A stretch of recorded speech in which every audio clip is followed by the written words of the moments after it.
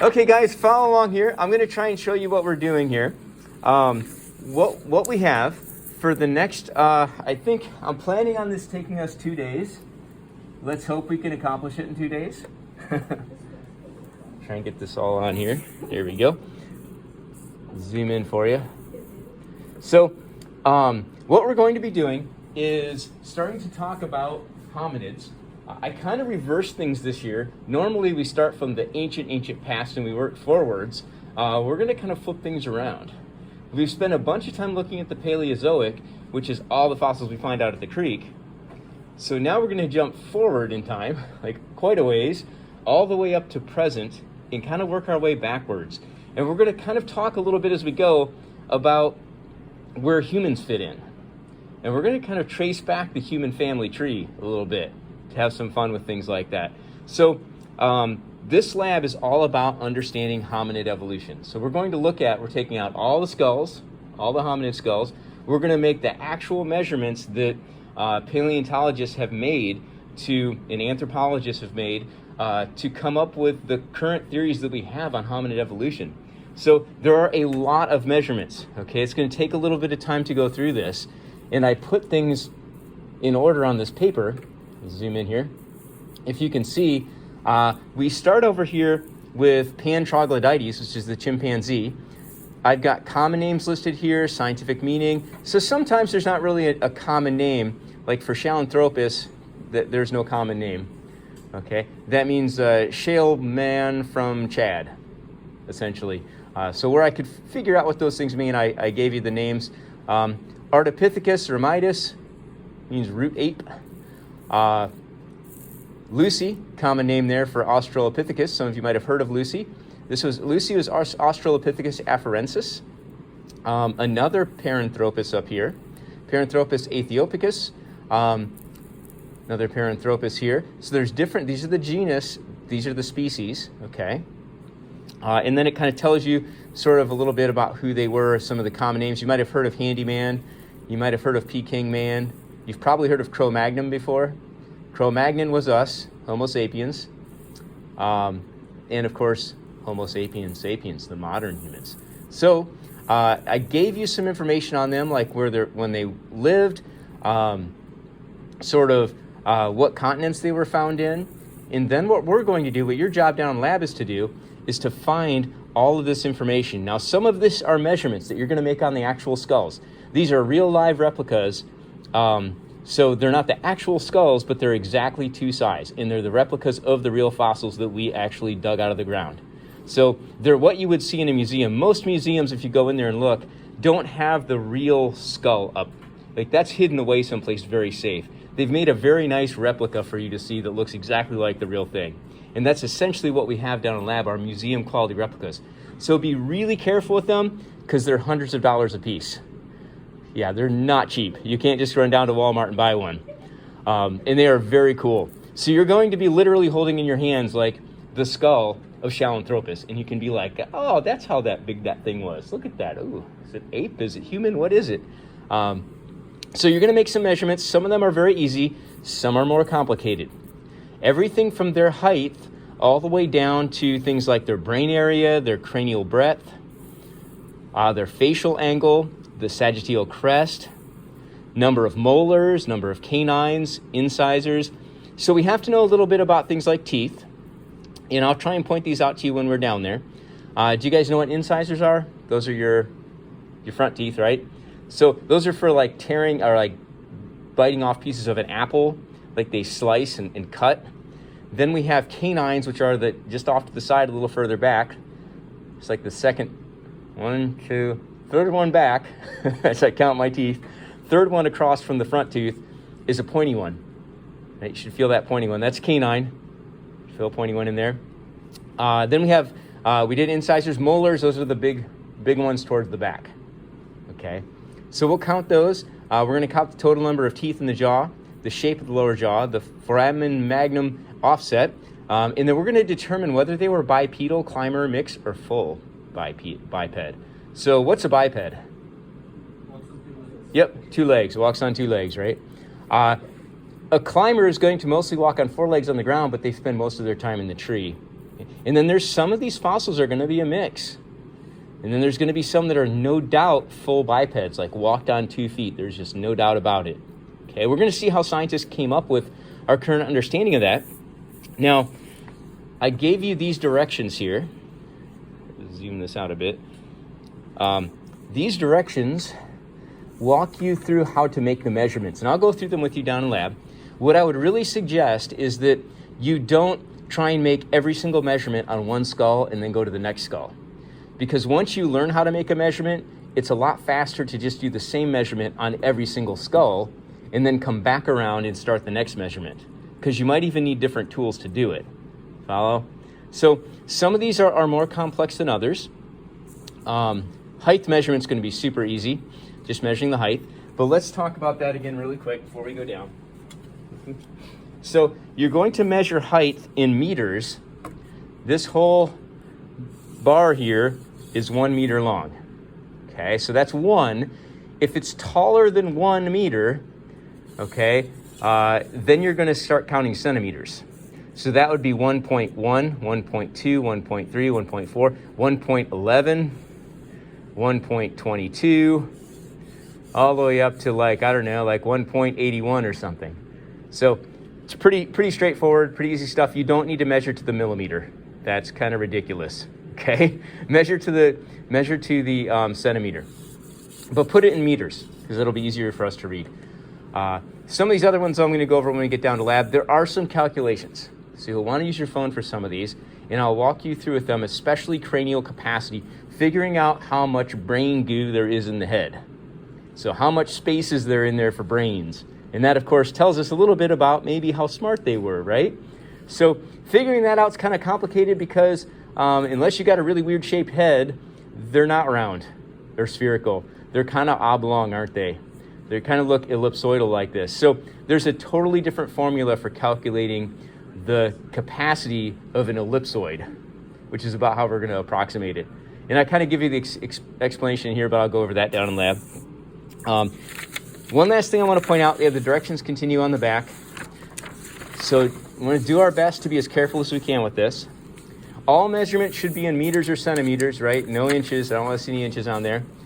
These are the big driving questions that I have for you, the things that I want to answer. You don't have to worry about answering these today, maybe not even next time I see you, because we're going to go over them. But the reason we're collecting all that data is not just because data is cool and pretty and wonderful and makes me feel warm and fuzzy inside, because it does, but because the data will help us answer these questions. So let's just read through them really quick so you know what we're after. The first one is of the characteristics we studied, which becomes modern first? In other words, where does this happen? Which ancestor is it that leads on the path to modern humans? Which characteristic? Do they get big brains first? Do they start walking on 2 legs first? Right? Do they have modern proportions? Are their arms and legs like modern proportion size? Right? How about their teeth? When does that change? Or does it change? There's all sorts of things that might change first. And then, of course, why? Why was that one of the first things to change on the path towards modern humans? List the following characteristics. What characteristics that we studied is identical for all hominids? There's going to be some characteristics you're going to pick up on there that even from the very, very start, every single hominid's got the same. Doesn't matter which one you look at. Okay. List the following characteristics first through last in the order they first appear. So we're going to go through all the way up to modern humans. We're going to look at height, fully bipeds, facial angle, brain to face area ratio, cranial capacity, when did we get big bobbleheads, brow ridge height, sagittal crest height. We'll talk about what those are down there, but we'll try and put those in order a little bit. Okay. Down here, one way of measuring modern facial proportions is to look at the ratio of brain to face size. In other words, how big is your brain compared to your face? Modern humans have a pretty small face compared to the size of our brain. We got this tiny little petite face and this big huge thing on the back of it that holds the brains. So when does that happen? Okay. Who was the first to exit Africa? Okay. Did that happen before or after the major increase in brain size? Did we start migrating?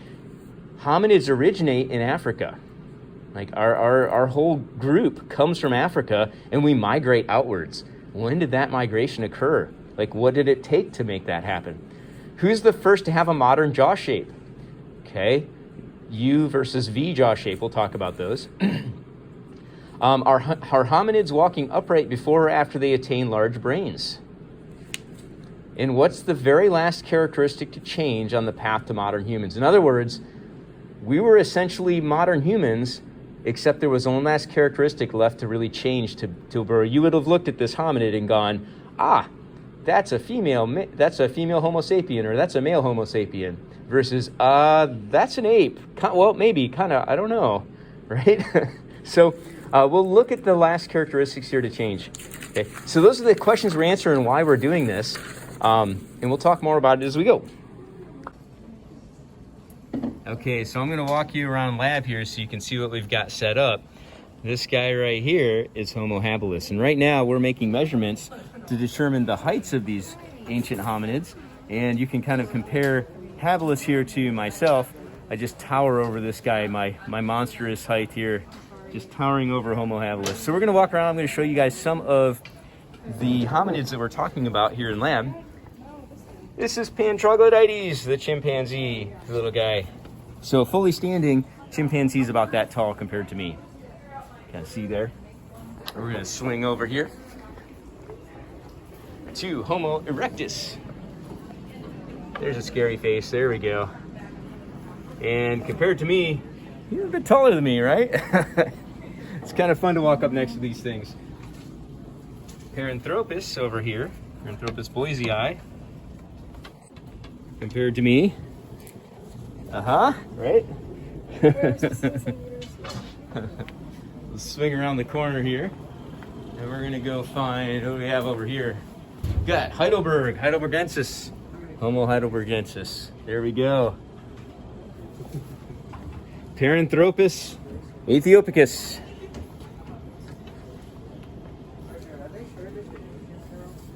And we've got a few more over here. We're gonna zoom over this direction. Ooh.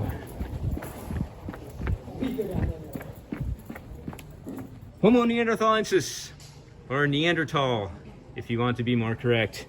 The Neanderthals were about my height. Check that out, huh? Go over here, we have... Uh-oh. Somehow my paper's been moved here. I'm gonna have to reset that one up. Here's Sahelanthropus right here, compared to me. And swing back over here. Ardipithecus. There we go. And we're gonna swing back over this direction. And somehow this one's gotten moved. The problem here.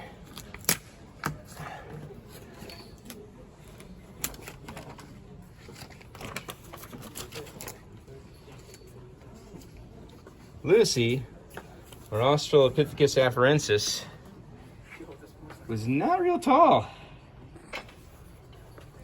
Compared to me, she's a little thing.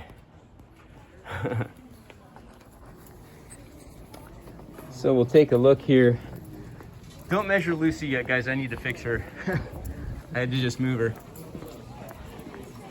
Let me go over here and roll through some of our skulls here. Okay, where's the spinal cord thing for this one? Right here? Yep, right there.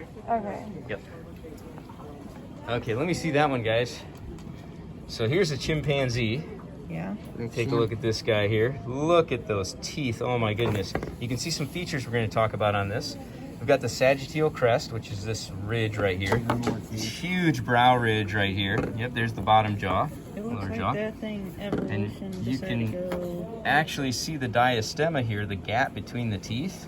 And we're going to be looking at teeth, so it's important to see that these are the molars here, grinding teeth, the canines, which are humongous, and then all of our incisors for slicing, like slicing into an apple or something like that. Looking at the face, you can see the jaw angles, super sloped on this guy. Looking underneath, the foramen magnum, the hole where the spinal cord enters into the skull, we'll be using to make some measurements. There we go, that's the chimpanzee. Now let's slide on through to Shalanthropus chadensis. Little guy, look at this tiny little skull. Look at all those fragments. Can you imagine putting that together? That thing was a heck of a jigsaw puzzle for the paleontologist that worked on that thing. Just crushed. It's not in the greatest shape. You can barely see some teeth there. But you can see this huge brow ridge here. Look at the wee little face, the tiny little skull. Okay, and going along here, we have Ardipithecus ermitis. There we go. Cool looking guy there. Kind of looks like a little monkey. Little skull.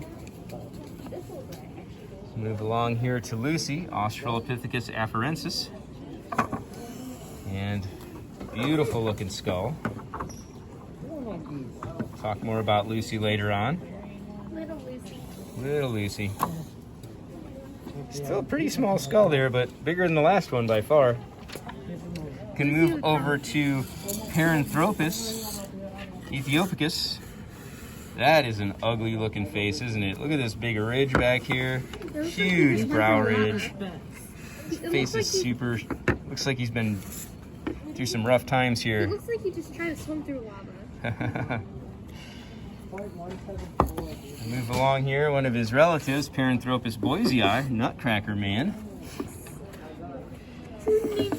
Nutcracker Man. Pretty funny looking, huh? There we go. And Homo habilis, which I just slid over here. There we go. Homo habilis. Still with that brow ridge. Look at that thing. But little. That little thing. I can get my hand around it. Okay, we're going to roll over this way. Here's Homo erectus. Whoa, this is looking more human, isn't it? But look at this nasty brow ridge here. I want to meet him in a dark alley. Not bigger than the last one by far, but still I can get my hand around it. Get the teeth, those teeth, boy, those look a lot more modern, don't they? Look at those teeth. You don't see those huge canines. It's a lot more like a modern human. Okay, let's roll down to Heidelberg. Homo heidelbergensis. Ooh, that's scary. Looks like a Halloween skull, doesn't it? With big, huge, crazy brow ridge. Yep, there's some on over there and over there. Around this guy. This guy's got a noggin. Oh, I can't barely get my hand around it. Get where the spinal cord enters in. I'll check you for you here in just 1 second. Let me just kind of get over here for 1 second. Here is Neanderthal. We've got a couple of different skulls. We have lots of different ones that are recovered. So each of these skulls is actually a complete skeleton from an actual dig site where they was recovered. And so some of these you see some of this gray material on. That's the part we didn't find. So it had to be reconstructed. Well, that's not hard when you've got the other side or you've got other specimens to look at. But you can see this one we're missing quite a few teeth and things like that from the original that had to be reconstructed. But looking at Neanderthal, this is a big skull. Very big skull. Still with that brow ridge though. Ooh.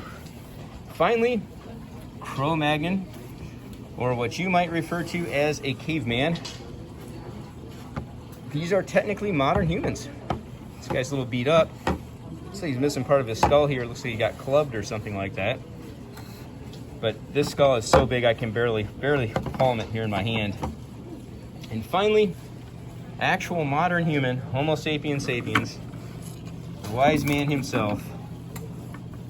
There we go. Now that looks a little bit more familiar, doesn't it? Hello there. Look at the size of this noodle. It's big. And that gives you an idea of what we're looking at today down in lab. Oh, one more. Wouldn't be complete without this guy.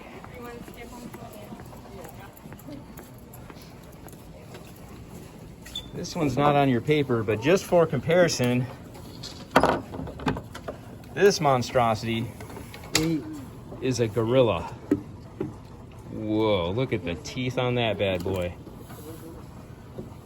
Huge, gigantic sagittal crest. Gigantic brow ridges. Not something you'd want to run up against in the forest. Small brain, big head.